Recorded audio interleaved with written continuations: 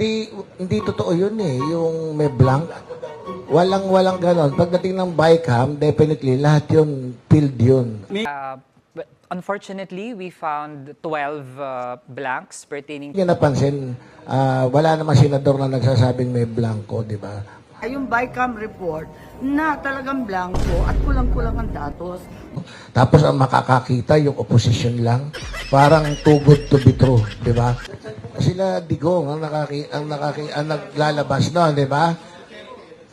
It was yun yung before the bycam. What? No.